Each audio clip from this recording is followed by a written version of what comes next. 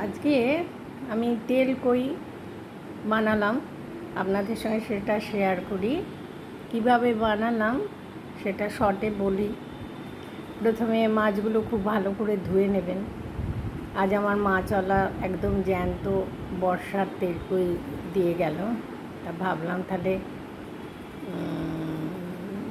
একটু ভালো করে বানিয়ে ফেলি।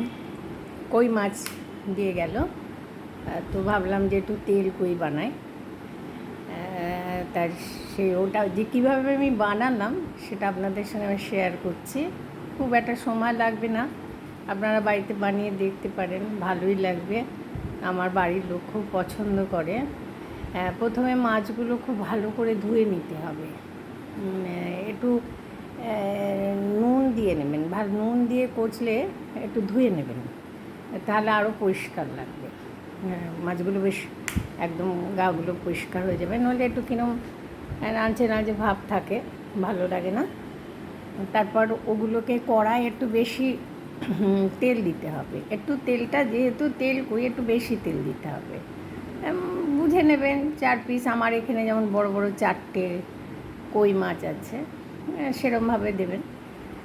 দিয়ে মাছগুলো নুন হলুদ মাখিয়ে তার মাছগুলোকে ভেজে নেবেন। খুব কড়া কড়া করে ভাজবেন না, অল্প ভাজবেন, 2 পিটি উল্টে পাল্টে একটু নরমই যেন থাকে ভেজে নেবেন। নিয়ে তো তুলে রাখবেন, এবং ওই তেলের মধ্যে একটু কালো জিরে দেবেন। আর তার আগে একটা মশলার পেস্ট করে নেবেন। সেটা হচ্ছে একটু পেঁয়াজ, একটু আদা, একটু রসুন, একটু জিরে, ধনে, তারপর আপনার একটু গরম মশলা, আর এই দিয়ে ভালো করে পেস্ট করে নেবেন।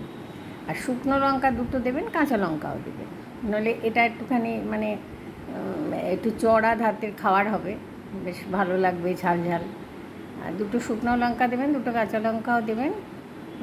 এইবার তেলটা যখন গরম হয়ে যাবে তখন এই মশলার পেস্টটা ওর মধ্যে দিয়ে দেবেন। আর একটা মাঝারি সাইজের টমেটো, বেশ পাকা টমেটো কেটে ওর মধ্যে দিয়ে দেবেন। দিয়ে খুব ভালো করে কষতে থাকবেন।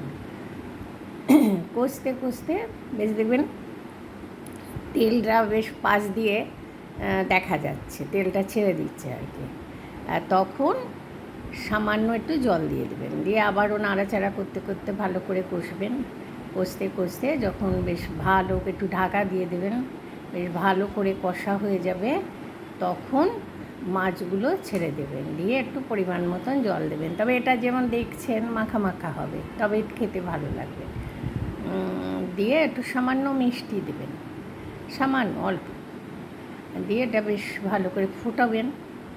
2-4 মিনিট ফুটিয়ে এটার উপরে সামান্য যখন নামাবেন তখন সামান্য সর্ষের তেল একটু ছড়িয়ে দেবেন। দিয়ে এবার গরম ভাত দিয়ে খাবেন, আর কোনো তরকারি লাগবে না আপনার। এই মশলা আর একটা কই মাছ দিয়েই খুব ভালো ভাত খাওয়া হয়ে যাবে।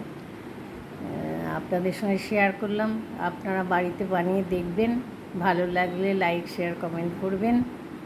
নমস্কার।